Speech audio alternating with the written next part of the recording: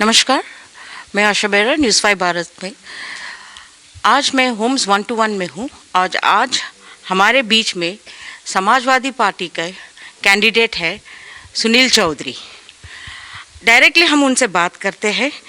एक तरफ मिस्टर सुनील चौधरी बैठे हैं और होम्स 121 के प्रेसिडेंट मिस्टर चक्रधर मिश्रा भी बैठे हैं और उन्होंने कुछ लेटर दिया है इनको, और वो उनके बारे में ज़रा एक सेकंड उनसे भी बात करके फिर हमारे कैंडिडेट जी से भी बात कर लेंगे। हाँ जी, आपने जो लेटर दिया है वो क्या लेटर है? उससे पहले थैंक यू, आप हम लोगों का ये इवेंट कवर कर रहे हैं, उसके लिए आशा जी बहुत बहुत धन्यवाद।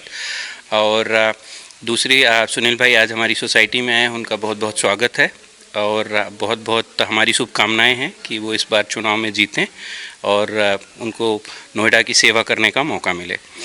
और इस लेटर के बारे में मैं आ रहा हूँ। इस लेटर में एक्चुअली हमने कुछ हमारे हाई राइज सोसाइटीज़ हैं, उनके पेन पॉइंट्स हैं और कुछ जैसे रजिस्ट्री का मुद्दा है, रजिस्ट्री नहीं हो रही हैं। हम लोग फ्लैट ले चुके हैं, बिल्डर को पूरा पेमेंट कर चुके हैं, पोजीशन भी मिल चुका है, लेकिन आधिकारिक तौर पे मालिकाना हक तब तक नहीं मिलेगा जब तक उसकी रजिस्ट्रेशन ना हो जाए। दूसरा मुद्दा मेरे हिसाब से इसमें है फ्री होल्ड का। अभी भी हम लोग एक्चुअली सारा रजिस्ट्री का पैसा देने के बाद, पूरी प्रोसेस फॉलो करने के बाद लीज पे रह रहे हैं, यहाँ पे एक तरह से किराए पे रह रहे हैं, और जिसकी अवधि शायद 90 साल या 95 साल है, तो उसको फ्री होल्ड किया जाए।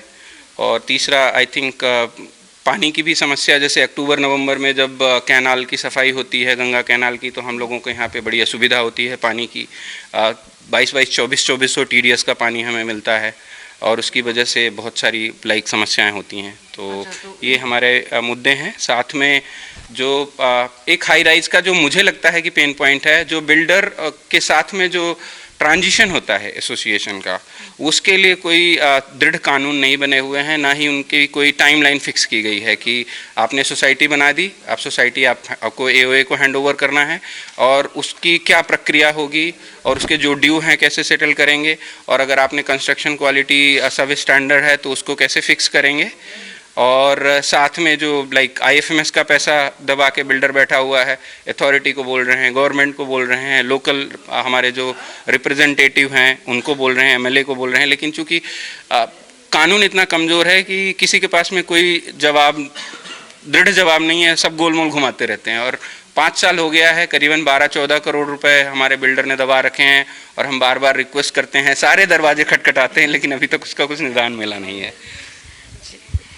तो आपने प्रेसिडेंट का आवाज़ सुना है, उन्होंने जो पत्र दिया है सुनील चौधरी को और उसमें सारा पॉइंट्स बताए हैं। थोड़े डिटेल में हम बाद में बात करेंगे इसके बारे में इनसे मिलकर। अब हम बात करेंगे सुनील चौधरी जी से, जो आज नोएडा क्षेत्र में, नोएडा एक बहुत बड़ा क्षेत्र है यूपी के अंदर, और इस क्षेत्र में आप देख सकते हो बीजेपी का माहौल चल रही है, एक लहर चल रही है, बीच में कांग्रेस भी है और अब समाजवादी पार्टी है। मैं इनसे पूछना चाहती हूँ कि इतनी बड़ी क्षेत्र में आप अभी फाइट करने वाले हो, तो आप क्या करने वाले हो, आपके क्या एजेंडा है, और आप कुछ अपने बारे में भी बताइए, आगे आप क्या करने वाले हैं। मेरा नाम सुनील चौधरी है और राजनीतिक परिवार से हूँ। मेरे दादाजी चौधरी अजब सिंह MLA रहे 2 बार, उसके चाचा मेरे 7 बार MLA रहे, तीसरी BDM में हूँ।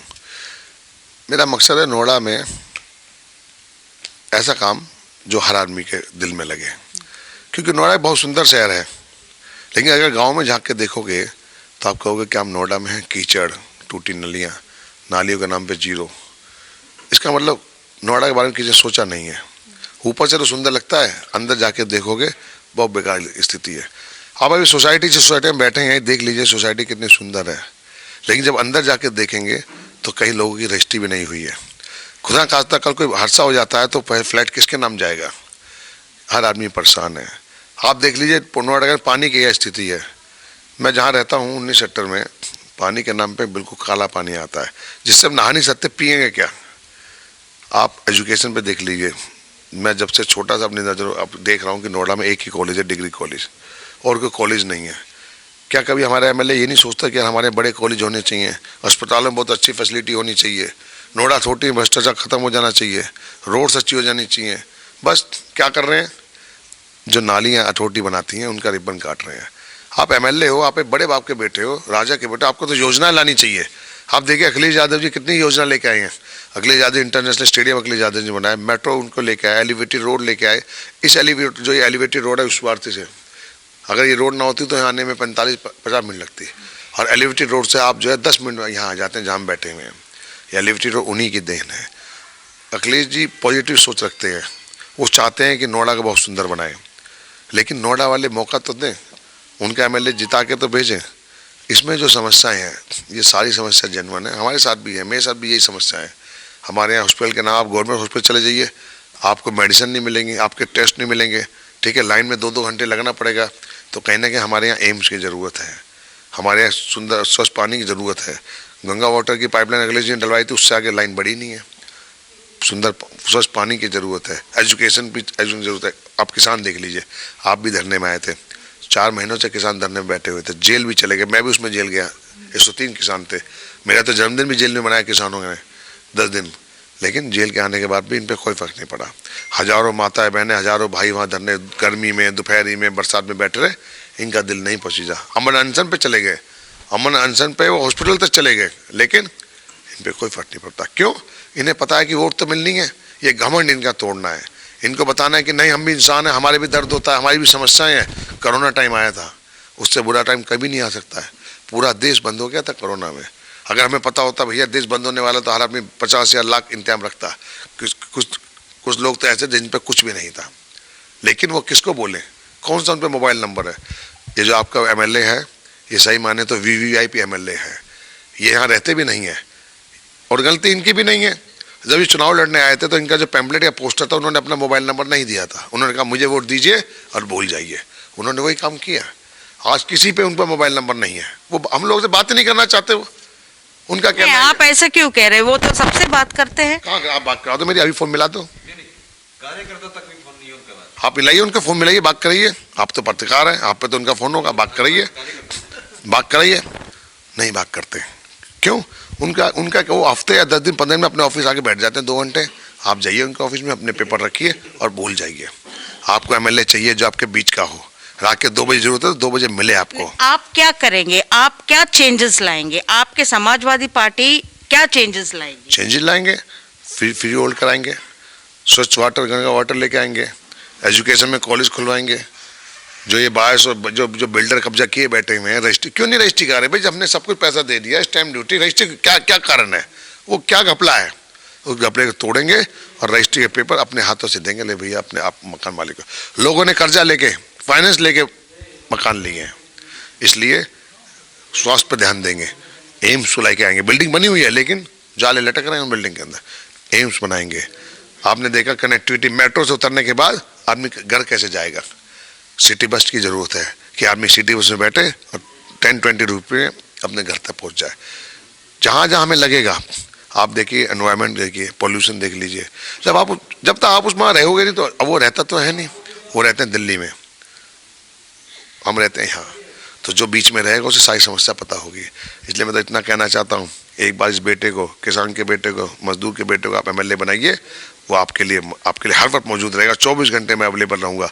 आपके डंपिंग ग्राउंड की लड़ाई में मैं जेल गया था, किसानों की लड़ाई में जेल गया था, तो मुझे पता है कि संघर्ष कैसे होता है। अच्छा, अभी अभी जो सर्वे आई हुई है, 3-4 दिन पहले की सर्वे, तकरीबन 300 प्लस सीट बीजेपी को जा रही है, तो आप इसमें क्या कहेंगे? देखो सर्वे तो कैसे होता है हमें पता, आपको पता सर्वे कैसे होते हैं। सारे चैनल इन्हों के हैं, और 300 तो पता नहीं, मुझे तो लगता है 150-200 दिखा रहे हैं। 300 तो मैंने तो टीवी देखा नहीं, मैं 6 दिन हो गए टीवी देखा भी नहीं, मैंने टीवी देने टाइम भी नहीं मिल रहा। लेकिन आप देखिए अखिलेश यादव जी की आंधी चल रही है, सरकार अखिलेश यादव जी की बनेगी, मुख्यमंत्री होंगे, और नोएडा से भी आपकी चमत्कार होगा। नोएडा लोग परेशान है, आप देखिए स्कूल में कितनी गुंडागर्दी चल रही है, पेरेंट्स कितने परेशान है। स्कूल की ऑनलाइन क्लास बंद कर दी है, नाम काट दिए गए हैं पेरेंट्स, और प्रिंसिपल पता क्या कह रहे हैं पेरेंट्स से, जब आपकी औकात नहीं है तो स्कूल में क्यों पढ़ा रहे हो? अगर मेरी नौकरी चली गई या मेरी तनख्वाह आदि हो गई तो आप मेरी औकात की बात कर रहे हो। कहीं ना कहीं हमारा फर्ज बनता है, विधायक का फर्ज बनता है मदद करने के, लेकिन नहीं। मैं वादा करता हूँ, प्रतिज्ञा लेता हूँ, जिस दिन विधायक बनूंगा उस दिन लोगों को एहसास कराऊंगा कि मैं आपके बीच का विधायक हूँ। मेरे आपके बीच में डिस्टेंस नहीं है, 24 घंटे आपके बीच में अवेलेबल रहूँगा, आपकी लड़ाई लड़ूंगा, चाहे कोई भी लड़ाई आप मुझे बोलोगे, आपके साथ मजबूती से खड़ा रहूँगा और ये एहसास कराऊंगा मैं आपका MLA हूँ। तो ये थे सुनील चौधरी जी समाजवादी पार्टी से, आज होम्स 1-1 में आए हुए हैं और अपना हक मांगने के लिए आए हुए हैं, अपने वोट बैंक मांगने के लिए आए हुए हैं। और देखते हैं आगे इनका जो इलेक्शंस है, जो होने वाला है, वोटिंग किस तरह से होने वाले हैं, क्या होने वाला है, आगे इनके लिए क्या है क्या नहीं है। जब इलेक्शंस रिजल्ट आएगी तब हमें पता चलेगा। तब तक के लिए जय हिंद, जय भारत।